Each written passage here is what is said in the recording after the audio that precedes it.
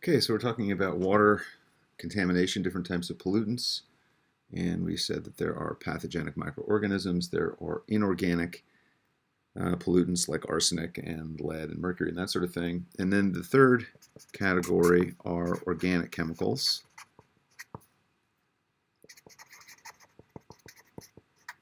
These contain hydrogen, oxygen, carbon, often in chains or rings, and are some of the more complicated and abundant types of pollution that we have to worry about, particularly in groundwater. These include things like solvents. Solvents, right, are compounds that are good at dissolving other compounds. So they're used in dry cleaning. A really common chemical that's used in dry cleaning is called TCE, which is trichloroethylene. Trichloroethylene, ethylene, trichloroethylene, or benzene, which is used as well in industrial applications. We also have pesticides like DDT, which is one that we talked about, as you know, banned in the 1970s. Banned in the 1970s because of its impact, among other things, on bird eggshells. And one of the things about pesticides and other organic molecules is that, and this is not just organic molecules, but inorganic molecules as well. One thing we have to worry about is something called bioaccumulation, which means it gets concentrated up the food chain. So one study looked at DDT, for example, in a series of different reservoirs. So the reservoir, or think of it as the location, versus the concentration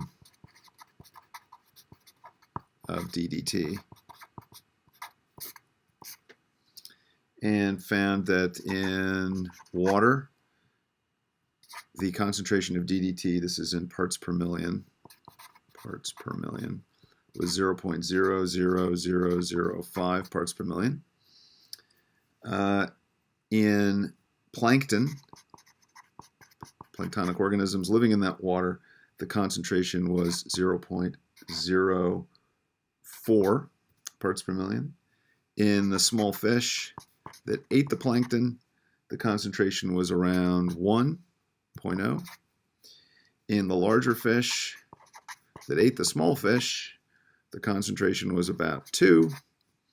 And in the birds that eat the fish, the fish-eating birds, it was as high as around 50. So we can see this enormous increase in concentration, which is why we were seeing these massive problems with, in particular, with the birds that were eating the fish, or the birds that are eating insects in which DDT had been applied. Okay, in terms of the different types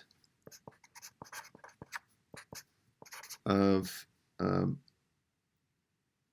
organic compounds,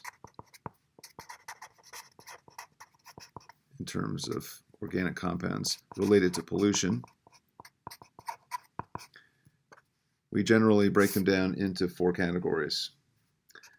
One are the water-soluble varieties. Water-soluble. These are things like pesticides. Pesticides are bought generally in very, very concentrated doses that are then diluted in water before being applied to fields. 2 are things called LNAPLs. LNAPL stands for light, and when you see light, which you should think of as lighter than water, non-aqueous phase liquids. Light, which means lighter than water. Non-aqueous means it doesn't dissolve. Doesn't dissolve to any appreciable extent in water. Liquids. So it's lighter than water. In other words, it would float on water, and it doesn't dissolve in water. This would be something like gasoline. 3 would be DNAPLs, and DNAPLs are dense, denser than water, non-aqueous phase liquids. Something like TCE, trichloroethylene, which we just talked about. And then finally, we worry about organic compounds that are in the vapor phase. They're highly volatile.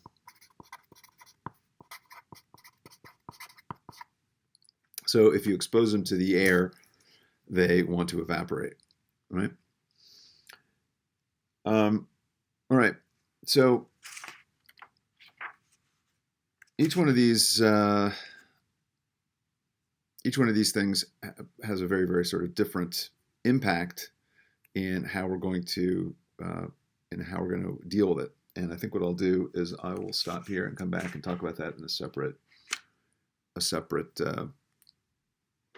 video.